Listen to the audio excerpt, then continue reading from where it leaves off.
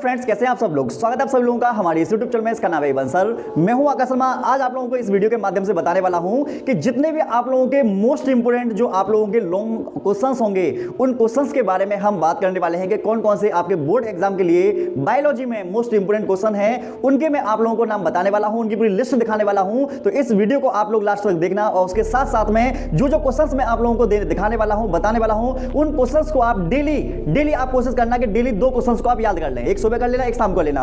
आप देखेंगे कि कुछ ही समय नहीं, मैं कह रहा हूं विद इन 1 हफ्ते से लेकर मतलब 7 से लेकर 10 दिन में देखेंगे कि आप आराम से 15 नंबर बहुत प्यार से ले आएंगे। और जितने भी आपके बोर्ड एग्जाम में या प्री बोर्ड एग्जाम में आने वाले हैं क्वेश्चंस, ठीक है, वो 99% आप लोगों के यहां से फंसने वाले हैं। तो बिल्कुल भी इन क्वेश्चंस को आप लोग ऐसा मत करना कि आपने याद ना करें। तो आप लोगों को बता दें कि बहुत से बच्चे ऐसे हैं जो हमसे शायद नहीं पढ़ते, तो उन लोगों को क्या काम करना है, मॉडल हो तो मॉडल में से याद कर लेना। आपकी क्लास में नोट्स किसी सर ने करा रखे हो तो उस क्लास के नोट्स में से याद कर लेना, या फिर मान लीजिए जो हमसे पढ़ते हैं उनको तो हम डिटेल में बता देंगे। ठीक है, तो चलते हैं क्वेश्चंस की तरफ बिना टाइम वेस्ट करते हुए। अगर आप पहली बार हमारे इस चैनल पर आए हैं तो वो चैनल को इसको आपको सब्सक्राइब करना है, वीडियो को लाइक करना है और कमेंट करके बताना है कि क्वेश्चंस आप लोगों को कैसे लगे। ठीक है ना, चलिए चलते हैं सबसे पहले क्वेश्चंस पर।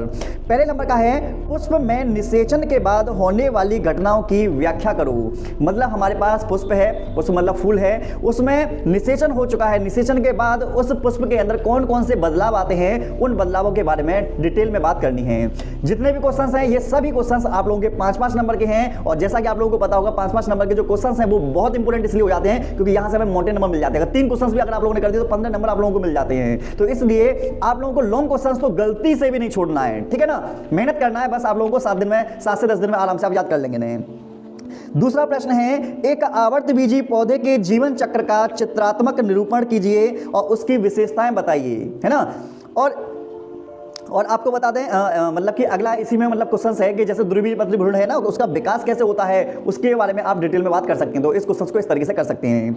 तीसरे नंबर का है, पर परागण क्या है, इसके लाभ व हानि का वर्णन कीजिए। पर परागण तो शायद आप लोगों को पता होगा पर परागण क्या होता है, और उसके साथ साथ में परागण क्या होता है, स्वयं परागण, पर परागण, इन सभी चीजों के बारे में हम बात कर लेते हैं। ठीक है ना, तो ये मोस्टली जितने भी क्वेश्चन सब आप लोगों को मॉडल में मिल जाएंगे, आप याद कर सकते हो। हाँ, अगले नंबर पर हम चलते हैं। 4th वाला क्वेश्चन है हमारा, अंड जनन क्या है। अंड जनन क्या है, इसकी व्याख्या कीजिए। तो अंड जनन के बारे में बता रहा है कि अंड मतलब अंडाशय में जो अंड का निर्माण होता है ना, उसको हम अंड जनन बोल देते हैं। और इसके अलावा इसको तो याद करना है, इसके अलावा स्लैश करके मैंने दे रखा है, मादा जनन तंत्र का वर्णन कीजिए। मतलब स्त्री जनन तंत्र का आपको डायग्राम बनाना है, ठीक है, साफ सुंदर सा, और उसके साथ साथ में डिटेल में उसके बारे में मतलब व्याख्या करनी है। अंडाशय के बारे में, फैलोपियन ट्यूब के बारे में, गर्भाशय के बारे में, गर्भाशय ग्रीवा के बारे में, योनि के बारे में, इन सभी चीजों को आपको डिटेल में समझाना भी है। ठीक है ना, चलिए अब बात करते हैं। 5वां प्रश्न है हमारा, युग्मक जनन किसे कहते हैं। तो आप कहेंगे युग्मकों के निर्माण की प्रक्रिया को युग्मक जनन कहा जाता है। और युग्मक 2 प्रकार के होते हैं, नर युग्मक और मादा युग्मक। नर युग्मक बनता है नर में और मादा युग्मक बनता है मादा में। नर युग्मक को हम बोलते हैं शुक्राणु और मादा युग्मक को बोला जाता है अंडाणु। ठीक है ना, तो और इसी के साथ है, शुक्राणु जनन का वर्णन कीजिए। शुक्राणु जनन का वर्णन कीजिए। क्लास में हमने आपको इसकी ट्रिक बता रखी थी, 1 2 का 4 4 2 का 1। ठीक है, ये जो ट्रिक है बहुत काम की ट्रिक है, चुटकी में ये वाला करवा रखा है हमने क्लास में, हमने पूरा बता रखा है। इसी के अलावा अथवा करके दे रखा है, निषेचन क्या है, मानव में निषेचन कहां और कैसे संपन्न होता है। एक प्रश्न बहुत इंपोर्टेंट है, तो इसलिए किसी को भी आप छोड़कर मत जाइएगा। ठीक है ना, आगे बढ़ते हैं। भारत में परिवार नियोजन की आवश्यकता एवं उसकी विधियों का वर्णन कीजिए। मतलब परिवार नियोजन के बारे में आप लोगों को डिटेल में जानकारी बतानी है। ठीक है ना, और आपको एक चीज का विशेष कर ध्यान देना है कि अगर कोई भी लॉन्ग क्वेश्चन दे रखा है और उसमें अगर पॉइंट वाइज है तो आप उसे पॉइंट वाइज कीजिए। उसके साथ साथ में कम से कम 1.5 से लेकर 2 पेज आप लोगों को इसमें भरना ही होता है। ठीक है ना, ऐसा मत करना कि लॉन्ग क्वेश्चन है 5 नंबर का और उसके साथ साथ आपने शॉर्ट में लिखकर चले आओ, तुमको ये लगे कि 5 नंबर मिल जाएंगे। ऐसा नहीं होता, थ्योरी भी आप लोगों को लिखनी पड़ती है इसमें। ठीक है ना, इसी के अलावा है, जनसंख्या विस्फोट एवं निवारण पर निबंध कीजिए। मतलब जनसंख्या कैसे बढ़ती है, जनसंख्या को हम कैसे कंट्रोल कर सकते हैं, इसके बारे में आप लोगों को बातें बतानी है। ठीक है, अगले नंबर का है 7वें नंबर पर, अनुवांशिकी क्या है, जेनेटिक्स क्या है, ये बताना है। मेंडल के पृथक्करण के नियम तथा स्वतंत्र अपव्यूहन के नियम की व्याख्या कीजिए। आपको बता दें इसमें दे रखा है साफ साफ क्लियर भाषा में, तो पृथक्करण का नियम अलग है और स्वतंत्र अपव्यूहन का नियम अलग है। तो मतलब ग्रेगर जॉन मेंडल के 3 नियम थे, जिसमें से दूसरा और तीसरा वाला जो है उन्होंने पूछ रखा है। इसको डिटेल में आप लोगों को बताना है, समझाना है। ठीक है, अगले नंबर का है, लिंग संलग्न वंशागति क्या है। अप्रभावी एक्स संलग्न लक्षणों के 2 रोगों के नाम लिखो व वंशागति स्पष्ट करो। तो एक्स संलग्न वंशागति में एक तो आपको आ जाएगा वर्णांधता और एक आपकी आ जाएगी हीमोफीलिया। ठीक है, और ये वाला जो क्वेश्चन है इसको डिटेल में हम बता चुके हैं। आपको क्या काम करना है, बायोलॉजी शॉर्ट नोट्स में जाना है, वहां पर आप लोगों को एक वीडियो दिखाई देगी, वो वीडियो है जेनेटिक्स वाली, ठीक है। जेनेटिक्स वाली में वीडियो पर जाएंगे तो आपको ये वाला क्वेश्चन का आंसर पूरा डिटेल में समझाते हुए मैंने वहां पर बता रखा है, तो वहां पर वीडियो देख सकते हो, ठीक है। आप बात करते हैं लिंग निर्धारण क्या है, मानव तथा मनुष्यों में लिंग निर्धारण कैसे होता है समझाइए, मतलब मानव में लिंग निर्धारण कैसा ये है। तो इसके मतलब कि जेनेटिक्स वाली जो मैं वीडियो बताया था उसमें भी इसकी डिटेल में मतलब जानकारी दे रखी है, तो वहां पर जाकर इसको भी आप देख सकते हैं। पक्षियों में लिंग निर्धारण कैसे होता है, तो ZZZW प्रकार का होता है और इसको डिटेल में हम क्लास में बता चुके हैं। ये सब देखो मैं क्वेश्चंस बता रहा हूँ, आंसर नहीं बताया मैंने, क्वेश्चंस बता रहा हूँ। क्वेश्चंस आप देख लीजिए कौन सा है और इसे याद कर लीजिए, ठीक है ना, मॉडल में से।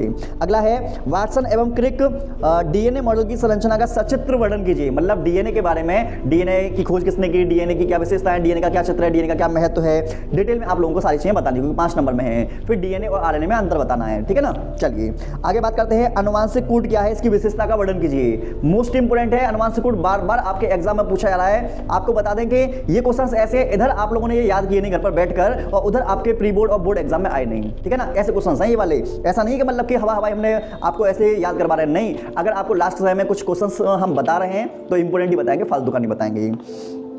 अगला है आरएनए के प्रकार तथा कार्यों का वर्णन कीजिए। तो आरएनए जो होते हैं, आरएनए के बारे में डिटेल में जानकारी आपको बतानी है। अगला है मलेरिया रोग के कारक, प्रकार, वाहक, लक्षण तथा उपचार लिखिए, मतलब मलेरिया के बारे में आपको कंप्लीट नॉलेज देनी है कि कैसे होता है, कैसे फैलता है, क्या लक्षण है, क्या बचाव है, क्या नियंत्रण है, सब कुछ। उसी तरीके से आपको एड्स पर निबंध लिखो, मतलब एड्स के बारे में डिटेल में जानकर बतानी कि एड्स कैसे होता है, कैसे फैलता है, कैसे बच सकते हैं, कैसे नियंत्रण कर सकते हैं, हमारे शरीर पर क्या प्रभाव पड़ता है, डिटेल में सब चीज़ आप लोगों को बतानी है, ठीक है। 13 नंबर का क्वेश्चन है एल्कोहल या ड्रग्स, तंबाकू के सेवन से होने वाले हानिकारक प्रभावों का वर्णन करो तथा इनसे बचने का क्या उपाय है, इनको भी आपको लिखना है, ठीक है। अच्छा प्रश्न है, अगर आप मॉडल में 1-2 बार इसको पढ़ लोगे ना तो ये क्वेश्चन ऐसे हैं कि खुद ब खुद बनाकर भी आप आराम से कर सकते हो, इसमें ऐसा नहीं कि बहुत कुछ है। और ये वाले का क्वेश्चन का आंसर आप लोगों को मिल जाएगा मानव, मतलब मैंने जो मानव रोग वाला जो एक चैप्टर है उस चैप्टर में मैंने इसको बता रखा है, वीडियो आपको मिल जाएगी, वीडियो मिलेगी बायोलॉजी शॉर्ट नोट्स वाले में, ठीक है ना। अगला है इसमें अथवा करके टाइफाइड, निमोनिया तथा कैंसर उच्च दाब पर, मतलब इनके बारे में आप लोगों को जानकारी देनी है। टाइफाइड के बारे में, निमोनिया के बारे में, कैंसर कैसे होता है, बीपी क्या होता है, इनके बारे में आपको जानकारी देनी है, ठीक है। अगला है 14वें नंबर का प्राथमिक तथा द्वितीयक वाहित मल उपचार के बीच पाए जाने वाले मुख्य अंतर कौन से हैं, मतलब वाहित मल के बारे में बताना है, उसके उपचार जो है उसके बारे में आप लोगों को बताना है। मानव कल्याण सूक्ष्म जीव में मैंने चैप्टर में ये पढ़ा रखा है, और मानव कल्याण सूक्ष्म जीव में आपको बताना और एक्स्ट्रा मैं कुछ और बता दे रहा हूँ कि इससे संबंधित आप एक काम करना, मानव कल्याण सूक्ष्म जीवों का घरेलू उत्पादों में क्या महत्व है, या औद्योगिक उत्पादों को बनाने के लिए सूक्ष्म जीवों का क्या महत्व है, इन दोनों को और करके जाना, ये काफ़ी इंपॉर्टेंट है। देखो इसमें तो आपका ये आ जाएगा, घरेलू वाले में दही आ जाएगा, दही में क्या होता है लेबारा बैक्टीरिया वो आ जाएगा, स्विस चीज़ आ जाएगा, ब्रेड आ जाएगा, डोसा इडली जो था वो आ जाएगा, 2D पेय पदार्थ ही आ जाएंगे, ठीक है। तो इस तरीके से इनको भी आप करके जाइएगा। अगला है ई कोलाई, जैसे 15वां है, ई कोलाई जैसे जीवाणु में मानव जीन की क्लोनिंग एवं अभिव्यक्ति के प्रायोगिक चरणों का आरेखित निरूपण कीजिए, मतलब आपको ये बताना है कि ई कोलाई जीवाणु के माध्यम से हमने किस तरीके से क्या काम किया है, हाँ किस तरीके से क्लोनिंग वगैरह की है, और किस तरीके से मतलब कि जो हमने इंसुलिन जो बनवाया था वो वाला उसमें क्वेश्चन करना है। जैव विविधता की क्षति के क्या कारण है लिखिए, मतलब जैव विविधता की क्षति के कारण, मतलब हमने बता रखा था आवासीय क्षति एवं विखंडन बता रहा था, हेडिंग बता रहा हूँ उसमें डिटेल बताना। उसके बाद सहविलुप्तता हमने बता रखा था, उसके बाद में और क्या बता रखा था, हाँ सहविलुप्तता था, विदेशी जातियों का जो आक्रमण है वो हमने बता रखा था, मतलब इस तरीके से जो पॉइंट है उनको डिटेल में तुम बता देना। अगला है इसी में जैव विविधता का संरक्षण की विधियों का वर्णन कीजिए, मतलब जैव विविधता में संरक्षण, मतलब हम जीवों का कैसे संरक्षण कर सकते हैं, उन विधियों के बारे में बताना है। स्थानीय संरक्षण, बहिस्थानीय संरक्षण, इसके बारे में जैसे नेशनल पार्क वगैरह, बायोस्फीयर रिजर्व वगैरह, इन सभी के बारे में हम बात कर चुके हैं। मरुद्भिद पादपों के विभिन्न आकार की अनुकूलों का वर्णन कीजिए, मतलब मरुद्भिद पादप जो होते हैं ना उनके शरीर के अंदर मतलब क्या क्या ऐसा अनुकूलन पाया जाता है जिसके कारण वो मरुभूमि के अंदर मतलब जीवित रहने में सक्षम होते हैं, मतलब कि जैसे नागफनी वगैरह होता है ना, कैक्टस वाला पौधा होते हैं, वो मतलब ऐसी भूमि पर भी जीवित रह सकते हैं जहां पर पानी की कमी होती है। तो इस तरीके से आप लोगों ने देखा कि हम लोगों ने क्या काम किए, ये 17 क्वेश्चन किए, ठीक है ना। और ये सभी के सभी जो क्वेश्चन है वो सभी मोस्ट इंपोर्टेंट क्वेश्चन है। आप लोगों को क्या काम करना है, एक रूल बनाना है, एक लॉन्ग क्वेश्चन का आंसर मॉर्निंग में और एक आपका नाइट में, इस तरीके से आप करके चलेंगे। यहाँ पर 16-17 दे रखे हैं, अगर आप लोगों ने 8 दिन भी ऐसा कर लिया तो कम से कम आप लोगों को तो पता चल गया होगा कि ये सारे क्वेश्चंस आपको याद हो जाएंगे। ऑलरेडी इतने दिन से तुम पढ़ रहे हो, ऑलरेडी बहुत सी चीजें आप लोगों को पहले से याद होंगी। तो आप क्या काम करोगे, 15 नंबर के जो हमारे लॉन्ग आंसर आते हैं, ठीक है, लॉन्ग क्वेश्चंस वगैरह आते हैं, उनके आंसर आराम से लिख पाओगे। लेकिन मेहनत आप लोगों को करनी पड़ेगी, प्रैक्टिस आप लोगों को करनी पड़ेगी। अगर आपने नहीं की तो आप जो 5-5 नंबर के जो 3 क्वेश्चन आते हैं ना भूल जाइए फिर। मेरा मानना यह है कि देखो, अगर आपने ये लॉन्ग क्वेश्चंस याद अच्छे से कर लिए तो इन्हीं में से आपके शॉर्ट क्वेश्चंस बन जाएंगे, इन्हीं में से आपके वेरी शॉर्ट क्वेश्चन बन जाएंगे, इन्हीं में से आपके वेरी शॉर्ट के अलावा आपके ऑब्जेक्टिव क्वेश्चंस भी बन जाएंगे। तो अगर आपने ये याद कर लिए तो इनसे आपका बहुत बड़ा फायदा है। बात समझ नहीं, मतलब छोटे मोटे जो क्वेश्चन है वो भी इन्हीं में आप लोगों के सब खत्म हो जाएंगे। तो मेरा मानना यह है कि आप लोगों को इनको अच्छे तरीके से याद कर लेनी चाहिए। अगर मेरी वीडियो अगर आप अभी से देख रहे हो तो आज से ही आपको क्या काम करना है, लग जाना है और याद करना तैयार करना है। जो जो याद होता चले उसे टिक करते चलना, ठीक है ना। और उसके साथ साथ में आपको क्या काम करना है, इसके बहुत सारे क्वेश्चंस आप लोगों को कहां पर मिल जाएंगे, हमारे बायोलॉजी शॉर्ट नोट्स की वीडियो बनी हुई है, वहां पर जाइए। हर चैप्टर वाइज मैंने वहां पर डिटेल में चीजें बता रखी हैं, उनको भी आप देख लीजिए, जहां से आपके वेरी शॉर्ट ऑब्जेक्टिव बहुत सारी इंफॉर्मेशन आप लोगों को मिल सके और आपका एग्जाम में बहुत अच्छा रिजल्ट आ सके। तो एग्जाम से पहले ये जो टेस्ट वाली जो प्लेलिस्ट है, इस वाली प्लेलिस्ट को, बायोलॉजी शॉर्ट नोट्स वाली जो प्लेलिस्ट को, इनको देखकर जरूर जाना। अगर आप देखकर जाते हैं तो आपके बहुत सारे क्वेश्चंस इन्हीं में से देखिए दिखाए आप लोगों को यूपी बोर्ड में मिल जाएंगे। आप लोगों को वीडियो कैसी लगी कमेंट सेक्शन में बता सकते हैं। और उसके साथ साथ में आपको बता दें, बायोलॉजी शॉर्ट नोट्स की वीडियो है मेरी यहाँ पर लगी हुई है, इसे आप देख सकते हैं, मोस्ट इंपोर्टेंट है, अभी देखिए।